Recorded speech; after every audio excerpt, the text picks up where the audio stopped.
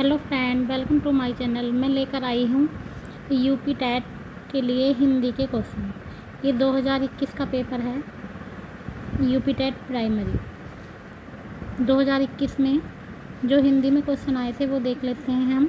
इससे आपको आइडिया हो जाएगा कि किस टाइप के क्वेश्चन आते हैं। सबसे पहले क्वेश्चन था डय का उच्चारण स्थान होता है, तो इसका आंसर था नासिक के। 4 गज मलमल में कौन सा विशेषण है? परिमाण बोधक। समास का विलोम क्या है?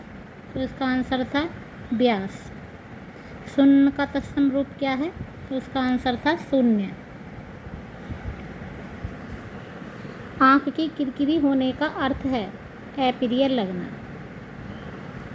उसके बाद में कुछ पंक्तियाँ दी हुई थी, एक गंधांश दिया हुआ था और उसे पढ़कर हमको क्वेश्चनों का आंसर देना था।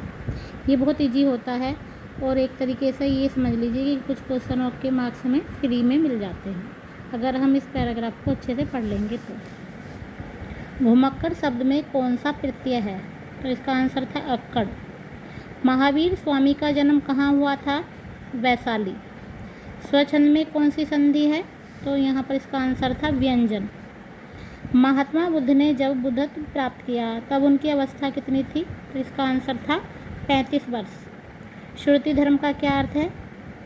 तो इसका आंसर था वैदिक धर्म।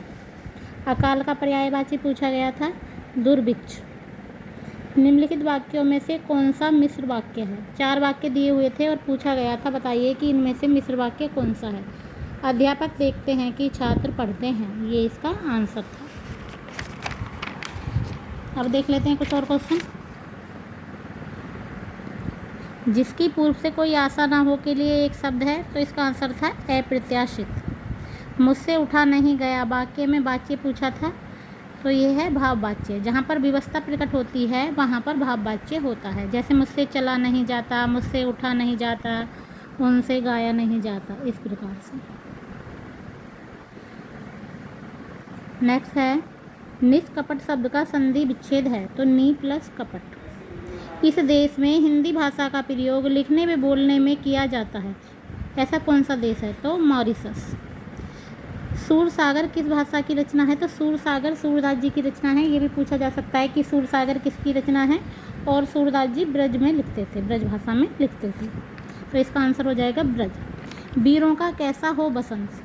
वीरों का कैसा हो बसंत जो कविता है किसने लिखी है? तो ये सुभद्रा कुमारी चौहान ने लिखी है। सुभद्रा कुमारी चौहान ने रानी लक्ष्मीबाई के बारे में भी लिखा है, आपने वो पढ़ा भी होगा। चमक उठी सन 57 में वह तलवार पुरानी थी, तो वह भी सुभद्रा कुमारी चौहान ने लिखा है। क्षेत्रीय में कौन सा विशेषण है? तो गुणवाचक। चौराहा शब्द में समास है। चौराहा शब्द में द्विगु समास है। जहाँ पर पहला पद संख्यावाची होता है वहाँ पर द्विगु समास होता है, जैसे नवरात्रि, चौराहा, ऐसे शब्द। निम्नलिखित में से मौखिक अभिव्यक्ति का रूप है, तो यहाँ पर आपका आंसर हो जाएगा आशु भाषण। नेक्स्ट क्वेश्चन देख लेते हैं। हिंदी भाषा की बोलियां हैं, बोलियां पूछी हैं, तो 18 बोलियां हैं। सामाजिक शब्द में मूल शब्द और प्रत्यय बताइए, तो समाज प्लस इक।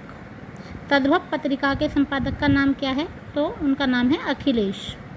12 वर्ष लो कुकर जीवे अब 13 लो जिए सियार। तो ये पंक्तियाँ किसकी हैं? ये जगनिक की पंक्तियाँ हैं, जगनिक ने कही है ये लाइन।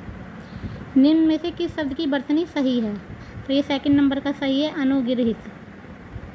निम्नलिखित में शुद्ध शब्द है, तो पैतृक शब्द सही है।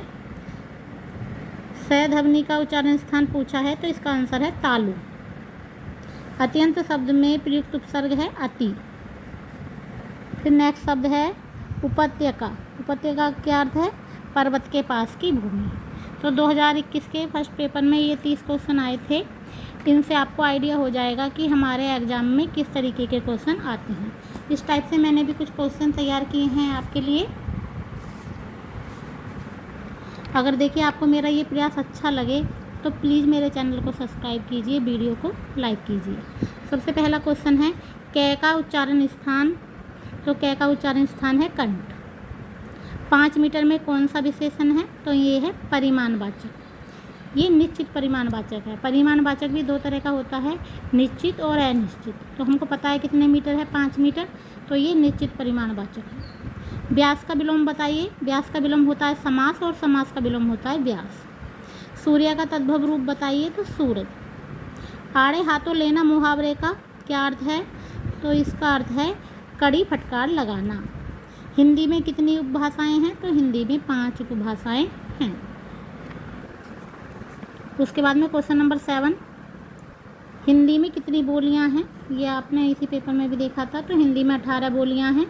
सही वर्तनी बताइए, तो आशीर्वाद कौन सा ठीक लिखा हुआ है, तो ये सेकंड नंबर का जो शब्द है आशीर्वाद, ये ठीक लिखा हुआ है। चय ध्वनि का उच्चारण स्थान बताइए, तो चय जो शब्द है ये तालु से बोला जाता है। महात्मा शब्द में समास है, कौन सा समास है, तो कर्मधारय समास है। मुझसे चला नहीं जाता वाक्य में वाच्य है भाववाच्य, जहाँ पर व्यवस्था प्रकट होती है वहाँ पर भाववाच्य होता है। विद्यार्थी शब्द में संधि विच्छेद कीजिए, तो विद्या प्लस अर्थी, तो बराबर क्या हो जाएगा, विद्यार्थी। तो ये थे कुछ क्वेश्चन। अगर आप चाहते हैं मैं ऐसे ही क्वेश्चन लाती रहूं, तो प्लीज़ मेरा मनोबल बढ़ाने के लिए चैनल को सब्सक्राइब कीजिए, वीडियो को लाइक कीजिए। धन्यवाद।